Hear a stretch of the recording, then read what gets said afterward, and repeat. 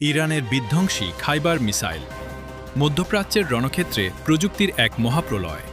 একদিকে ইসরায়েলি প্রতিরক্ষা ব্যবস্থা, অন্যদিকে ইরানের একের পর এক বিধ্বংসী চাল। গত শুক্রবার অপারেশন ট্রু প্রমিস 4-এর ১৯তম ধাপে ইরান ব্যবহার করেছে এমন এক মরণাস্ত্র যা দেখে থমকে গেছে বিশ্ব। আজ আমরা কথা বলবো ইরানের সেই ত্রাস খাইবার মিসাইল নিয়ে। ১. হামলার লক্ষ্যবস্তু ও ক্ষয়ক্ষতি কোড নেম ইয়া হাসান ইবনে আলী। টার্গেট ১ টন ওজনের বিধ্বংসী ওয়ারহেড নিয়ে খাইবার মিসাইল সরাসরি আঘাত হেনেছে তেল আবিবের হৃৎপিণ্ডে। ফলাফল, ইরানের দাবি অনুযায়ী এই নিখুঁত নিশানায় লণ্ডভণ্ড হয়ে গেছে বেনগুরিয়ান বিমানবন্দর এবং ইসরায়েলি বিমান বাহিনীর অত্যন্ত গুরুত্বপূর্ণ ২৭তম স্কোয়াড্রন ঘাঁটি। ২. মার্কিন ঘাঁটিতে আতঙ্ক হামলার তেজ কেবল ইসরায়েলেই সীমাবদ্ধ থাকেনি।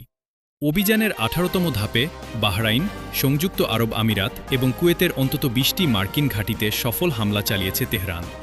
গোয়েন্দাদা তথ্যমতে প্রবল আতঙ্কে মার্কিন সেনারা এখন ঘাঁটি ছেড়ে বেসামরিক ভবন ও হোটেলে আশ্রয় নিতে বাধ্য হচ্ছে। ৩. কেন এত ভয়ঙ্কর এই খাইবার? ২০২৩ সালে উন্মোচিত হওয়া এই মাঝারি পাল্লার ব্যালিস্টিক মিসাইলটি কেন সামরিক বিশ্লেষকদের চিন্তার কারণ, তার পেছনে রয়েছে ৩টি মূল কারণ। অবিশ্বাস্য গতি, এটি শব্দের চেয়ে প্রায় ১৬ গুণ দ্রুত গতিতে লক্ষ্যের দিকে ছোটে। এই হাইপারসোনিক গতির কারণে কোনো রাডার বা ইন্টারসেপ্টর একে মাঝপথে থামাতে পারছে না। বিশাল পাল্লা, ৩,০০০ কিলোমিটার দূরের লক্ষ্যবস্তুতে এটি অনায়াসে আঘাত হানতে পারে।